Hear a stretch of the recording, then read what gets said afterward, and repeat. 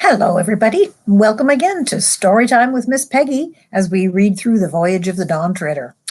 And in the last chapters that we read last night, ooh my, they had two narrow escapes. Do you remember those? The first one was when that sea serpent chased them and wrapped himself around the boat and was tightening and tightening the loop that was around the ship, and they pushed and pushed and pushed and finally managed to slip him off the back. But remember from this picture, you can see that the tail of the dragon that was at the very back of the boat, the very stern, that snapped off as the sea serpent's tail got tighter and tighter. And after they left the sea serpent behind, they came to an island where, when they had explored it, they found that there was a well or a pool of water there, and it looked like there was a statue, a gold statue down in the bottom of it. But then they found that everything that touched that water turned to gold, and it brought out some covetous thoughts in both Caspian's mind and Edmund's mind. But then Aslan appeared, and just coming face to face with him made them realize just how silly they were being. And so that's where we left it. Reepicheep decided to name that island Deathwater because they discovered that that was probably Lord Octesian that had fallen into it, or some other lord that they didn't know the name of yet, but that there was one of the seven lords that had fallen into it. Probably not Octesian. He was the guy who was probably eaten by the dragon back on the previous island where Eustace had been a dragon. Yeah, I got that wrong, didn't I? All right, let's go on to chapter 9, and that one is titled "The Island of the Voices." Ooh.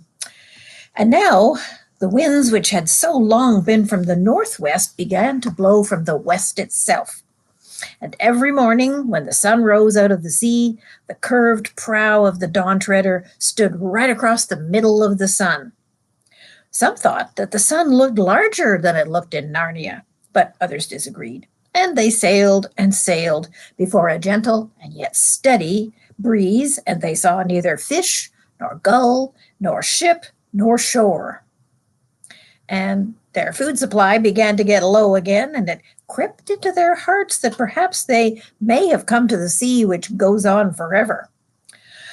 But when the very last day came on which they thought they could risk continuing their journey before turning back, there they could see right ahead of them, between the sunrise and the clouds, a low stretch of land.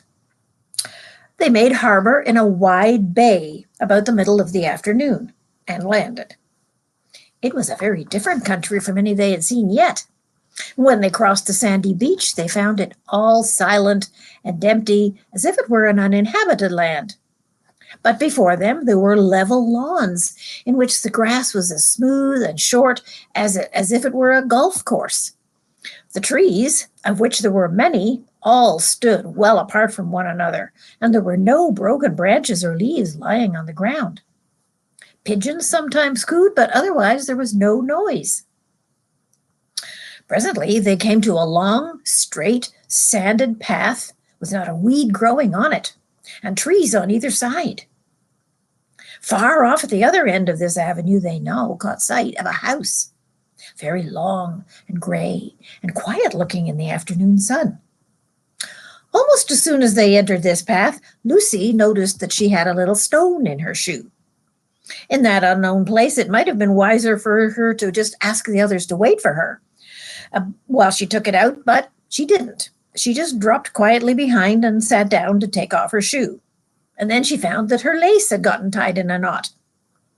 Before she had undone the knot, the others were a fair distance ahead.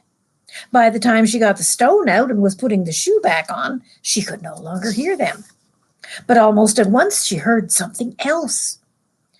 It was not coming from the direction of the house. What she heard was a thumping. It sounded as if several strong workmen were hitting the ground as hard as they could with great wooden mallets, and it was very quickly coming near her.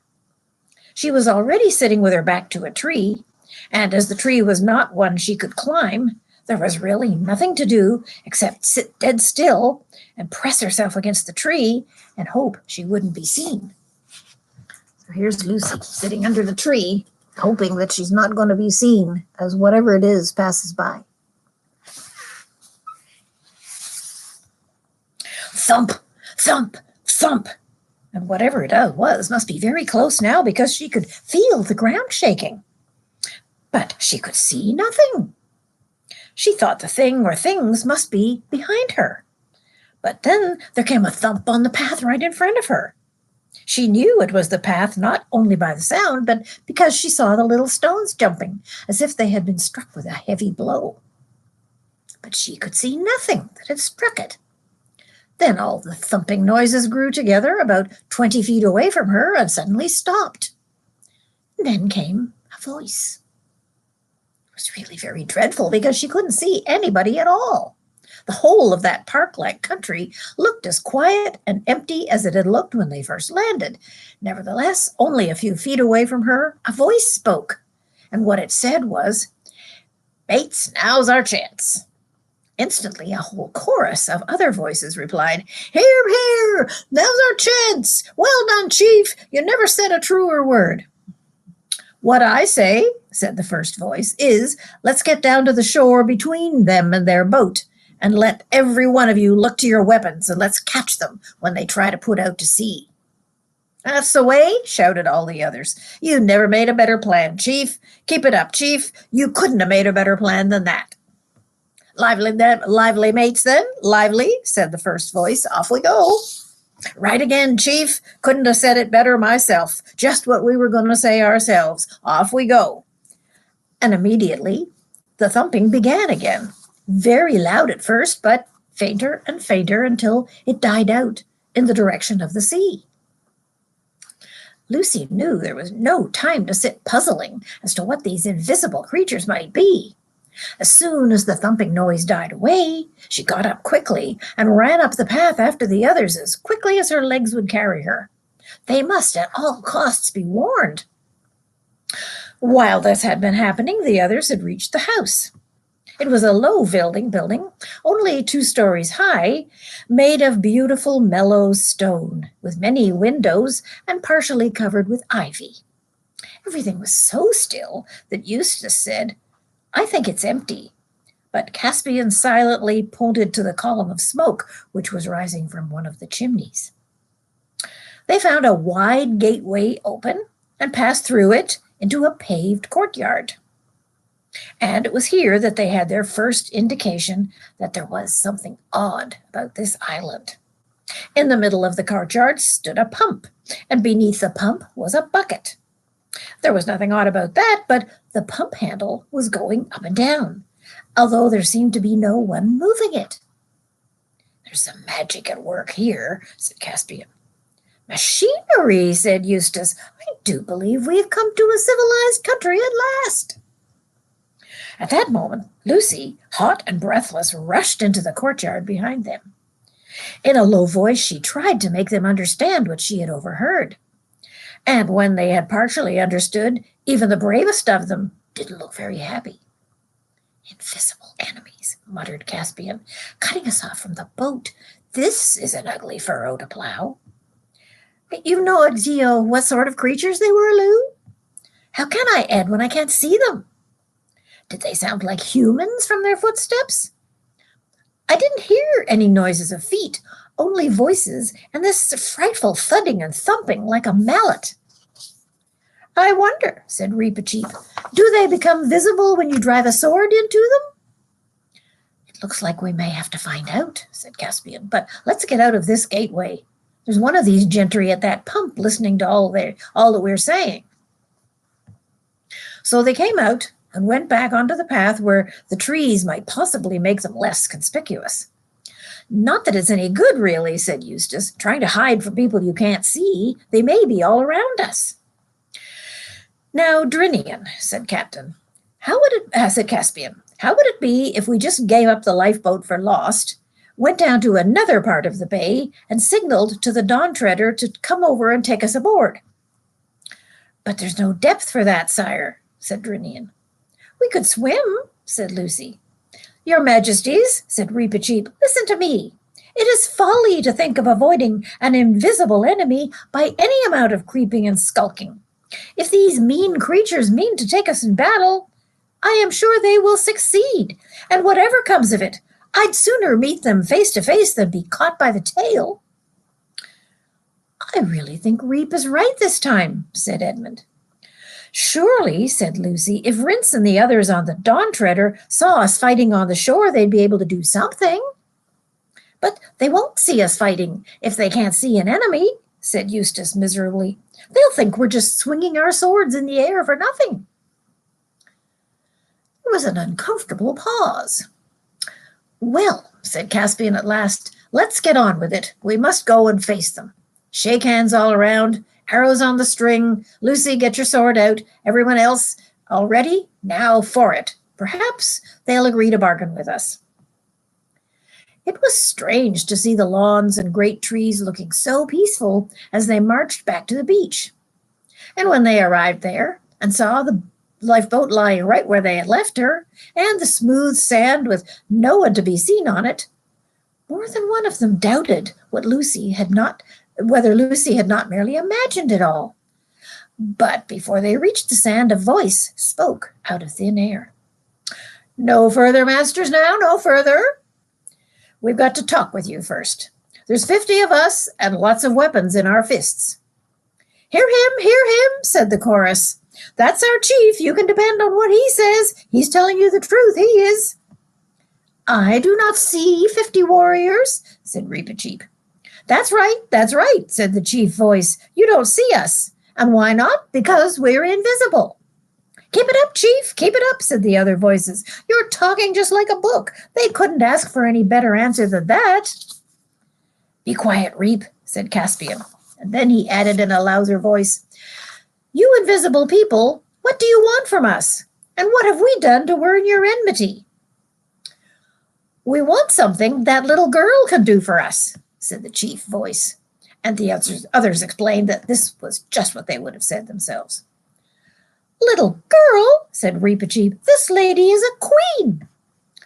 "We don't know about queens," said the chief voice. No more we do," said the others. "But we do want something that she can do." "What is it?" said Lucy. "And if it's anything against Her Majesty's honor or safety," said Reepicheep, you will wonder how many we can kill before we die." "Well," said the chief voice, "it's a long story. Why don't we sit down?" The proposal was warmly approved by the other voices, but the Narnians remained standing. "Well," said the chief voice, "it's like this, you see. This island has been the property of a great magician since time out of mind. And we all are, or perhaps in a manner of speaking, we all were, his servants. Well, to cut a long story short, this magician I was speaking about, he told us to do something we didn't like. And why not? Because we didn't want to. And, well, this same magician, he fell into a great rage, for I ought to tell you that he owned the island and he wasn't used to being crossed. He was terribly angry, don't you know. But let me see, where was I? Oh, yes.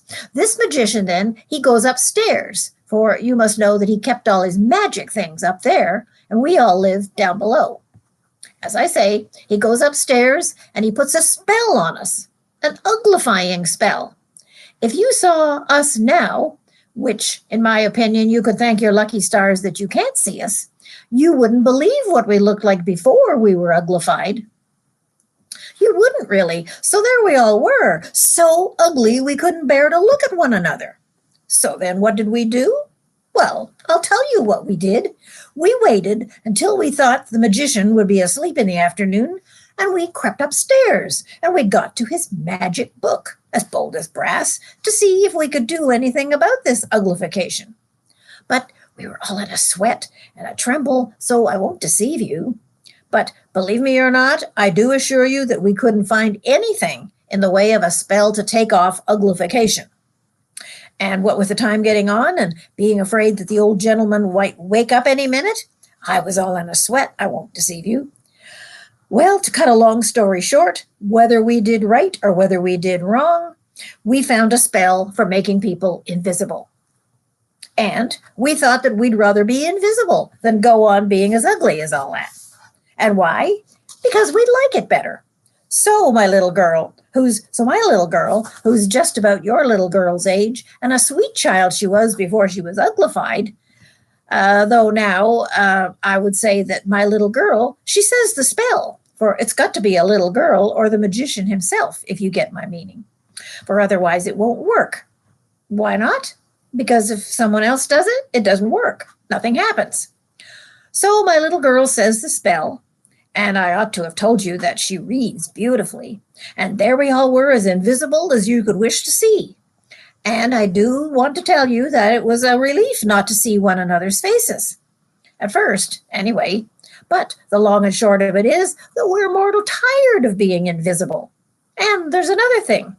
We never reckoned on this magician, the one I was telling you about before, going invisible too. But so we haven't ever seen him since. So we don't know if he's dead or if he's gone away or whether he's just sitting upstairs being invisible and perhaps coming down and being invisible there. And believe me, it's no matter of use listening, because he always did go about with his bare feet, making no noise, no more noise than a cat. And I'll tell all you gentlemen straight, it's getting more than our nerves can stand. Such was the chief voice's story, but I have shortened it greatly because I left out what the other voices have said. Actually, he never got more than 6 or 7 words out without being interrupted by their agreements and encouragements, which drove the Narnians nearly out of their minds with impatience. And when it was over, there was a long silence. But, said Lucy, what has all this got to do with us? I don't understand. Well, bless me if I haven't gone out and left the whole point out, said the chief voice.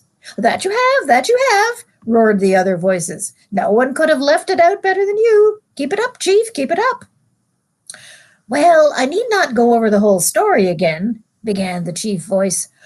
No, certainly not, said Caspian and Edmund. Well then, to put it in a nutshell, we've been waiting ever so long for a nice little girl from foreign parts, like it might be you, missy, that would go upstairs, go to the magic book, and find a spell that takes off the invisibleness, and say it.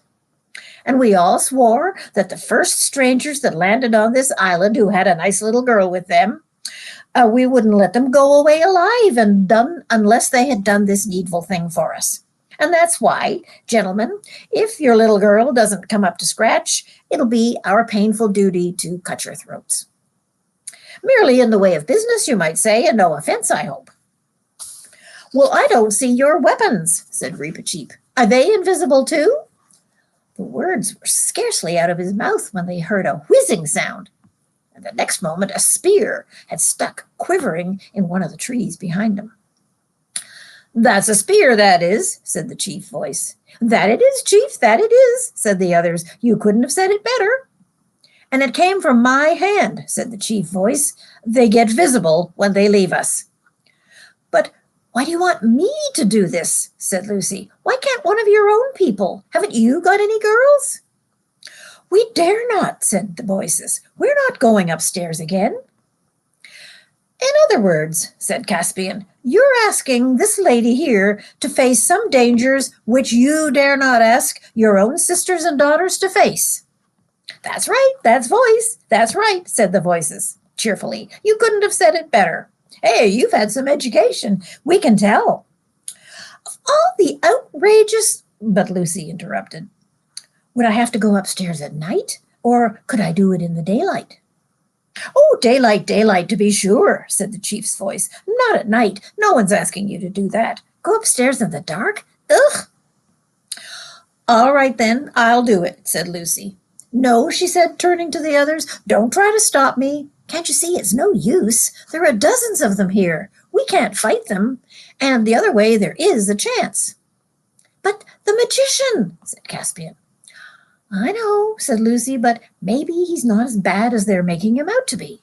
Don't you get the idea that these people are not very brave? They're certainly not very clever, said Eustace. Look here, Lou, said Edmund. We really can't let you do such a thing. Ask Reep. I'm sure he'd say the same thing.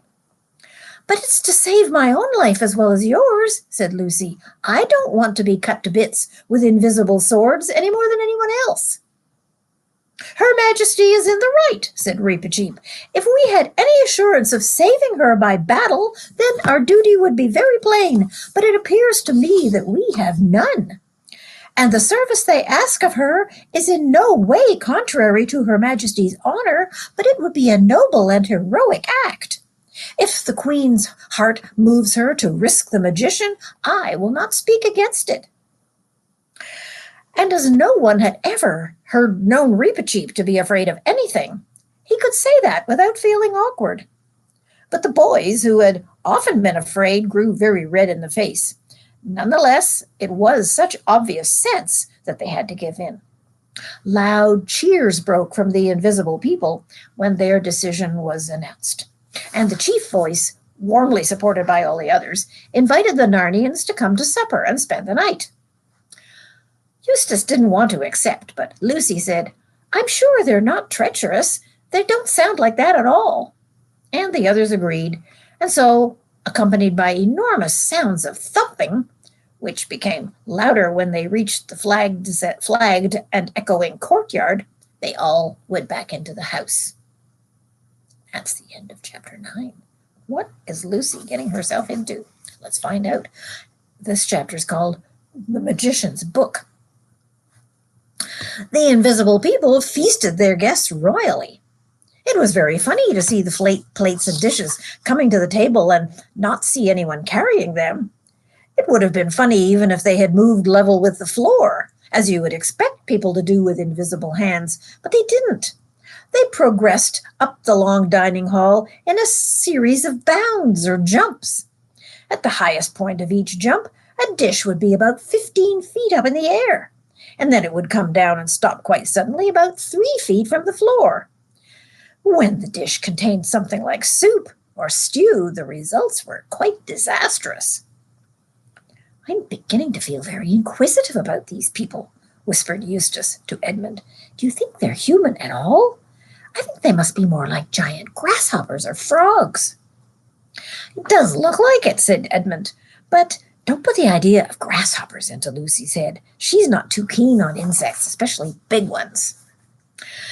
The meal would have been pleasanter if it had not been so exceedingly messy, and also if the conversation had not consisted entirely of agreements.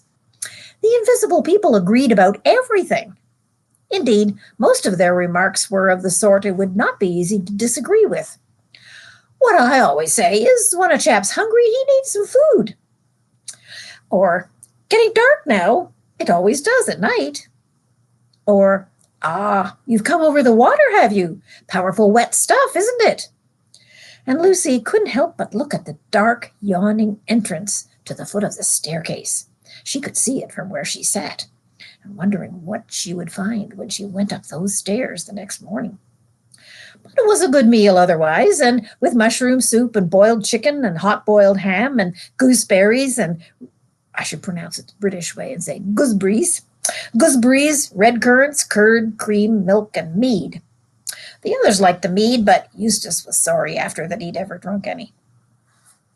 When Lucy woke up the next morning, it was like waking up on the day of a final exam or the day when you're going to a dentist. It was a lovely morning, with bees buzzing in and out of her open window and the lawn outside looking very much like somewhere in England. She got up and dressed and tried to talk and eat an ordinary breakfast. But then, after being instructed by the chief voice about what she was to do upstairs, she bid goodbye to the others, said nothing, and walked to the bottom of the stairs, and began going up them without once looking back. It was quite light, and that was a good thing. There was, indeed, a window straight ahead of her at the top of the first flight. And as long as she was on that flight, she could hear the tick-tock of the grandfather clock in the hall below. Then she came to the landing and had to turn to her left up the next flight. And after that, she couldn't hear the clock anymore. Now she had come to the top of the stairs. Lucy looked and saw a long, wide passage with a large window at the far end. Apparently, the passage ran the whole length of the house. It was carved and paneled and carpeted and had very many doors opening off it on each side. She stood still and couldn't hear any sounds at all, the squeaking of a mouse or the buzzing of the fly or the swaying of a curtain or anything except the beating of her own heart.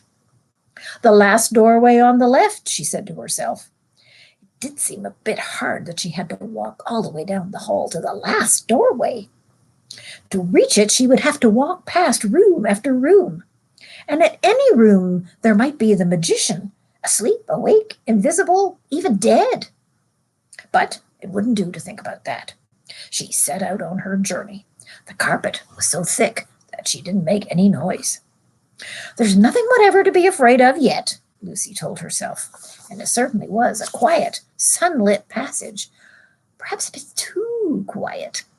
It would have been nicer if there hadn't been strange signs painted in red on the doors, twisty, complicated things that had meaning and might not have such a good meaning either.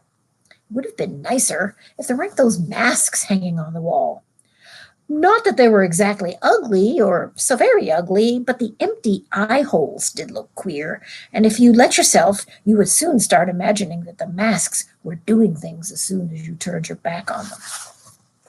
Here's a picture of Lucy going down the hall. You can see the masks. There's one up there on the wall, and I guess these things carved around here are also masks of one kind or another.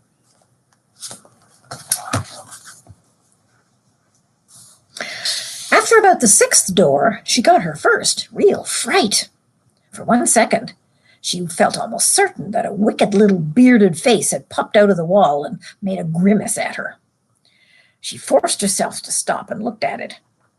But it wasn't a face at all. It was just a little mirror, just the size and shape of her own face, with hair on top of it and a beard hanging down from it, so that when you looked in the mirror, your own face fitted into the hair and the beard, and it looked as if it belonged to you. I have just caught my own reflection with the corner of my eye as I went past, Lucy said to herself. That's all it was. It was quite harmless.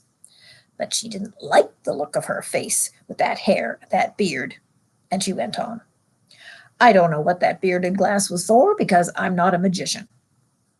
Before she reached the last door on the left, Lucy was beginning to wonder whether the corridor had grown longer since she began her journey, and whether this was part of the magic of the house. But she did get to it at last, and the door was open. It was a large room with 3 big windows and was lined from floor to ceiling with books, more books than Lucy had ever seen before. Tiny little books, fat, dumpy books, books bigger than any church Bible you have ever seen, all bound in leather and smelling old and learned and magical. But she knew from her instructions that she need not bother with any of these, for the book, the magic book, was lying on a reading desk in the very middle of the room. She saw that she would have to read it standing, and anyway, there were no chairs, and also that she would have to stand with her back to the door when she read it. So at once she turned to shut the door. It wouldn't shut. Some people may disagree with Lucy about this, but I think she was quite right. She said she wouldn't have minded if she could have shut the door, but that it was unpleasant to stand in a place like that with an open doorway right behind your back. I would have felt just the same, but there was nothing to be done. One thing that worried her a good deal was the size of the book. The chief voice had not been able to give her any idea where in the book the spell for making things visible came. He even seemed rather surprised that she asked. He expected her to begin at the beginning and just go on till she came to it. Obviously, he never thought that there was any way of finding a place in a book. But it might take me days and weeks, said Lucy, looking at the huge volume. And I feel already as if I've been standing here for hours. She laid her hand on the book. Her fingers tingled when she touched it as if it was full of electricity. She tried to open it, but she couldn't. However, this was only because it was fastened by 2 metal clasps, and when she had undone these, it opened easily enough. And what a book it was! It was written, not printed, written in clear, even hand, with thick downstrokes and thin upstrokes, very large, easier than print, and so beautiful that Lucy stared at it for a whole minute and forgot about even reading it. The paper was crisp and smooth, and a nice smell came from it. And in the margins and round the big colored capital letters at the beginning of each smell, there were pictures. There was no title page. The spells began straight away, and at first there was nothing very important in them. There were cures for warts by washing your hands in the moonlight in a silver basin, and toothache and muscle cramp, and a spell for taking a swarm of bees. Here's the page with the cure for toothache. Go bathe your hands in a silver bowl. Beautiful, beautiful illustrations and lovely writing too.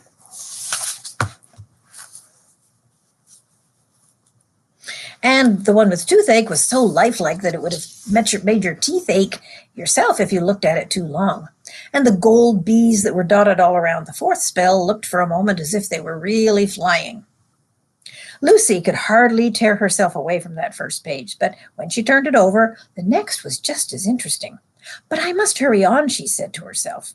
And on she went for about 30 pages, which, if she could have remembered them, would have taught her how to find buried treasure, how to remember things forgotten.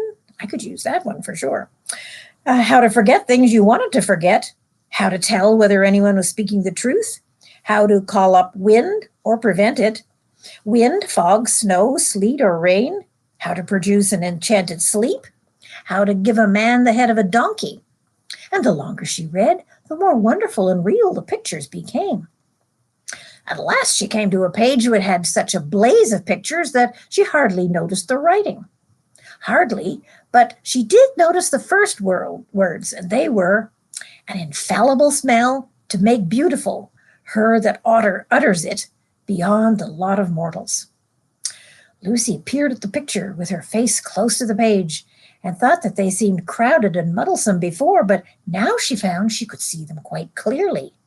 The first picture was one of a girl standing at a reading desk reading a huge book, and the girl was dressed just like Lucy. In the next picture, Lucy, for the girl in the picture really was Lucy, was standing up with her mouth open and a rather terrible expression on her face, chanting or reciting something. And in the third picture, the beauty beyond the lot of mortals had come to her. It was strange, considering how small the pictures had looked at first, that the Lucy in the picture now seemed quite as big as Lucy herself. And they looked into each other's eyes.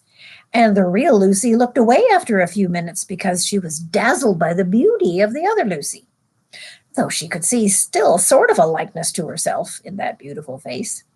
And now the other pictures came crowding around thick and fast. She saw herself throned on high at a great beauty contest in Kellerman, and all the kings of the world fighting because of her beauty. And after that, it turned to real wars, and all Narnia and Archenland and Tellerman and Kalmar, Galma and Terabithia were all laid waste with the fury of the knights and the dukes and the great lords who fought for her favor. Then it changed, and Lucy, still beautiful beyond the lot of mortals, was back in England. And Susan, who had always been the beauty of the family, came home from America. The Susan in the picture looked just like the real Susan, only plainer and with a nasty expression on her face. And Susan was jealous of the dazzling beauty of Lucy, but that didn't matter a bit because nobody cared anything about Susan now. "I'm going to say that spell," said Lucy. "I don't care. I will." She said, "I don't care," because she had a strong feeling that she shouldn't. But when she looked back at the opening words of the spell, there in the middle of the writing, where she felt sure there had been no picture before, she saw the great face of a lion.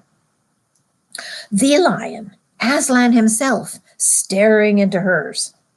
It was painted in such a bright gold that it seemed to be coming toward her out of the page. And indeed, she never was quite sure afterwards that it hadn't really moved a little. At any rate, she knew the expression on that face quite well. He was growling, and you could see most of his teeth. She became horribly afraid and turned the page at once. A little later, she came to a spell that would let you know what your friends think about you.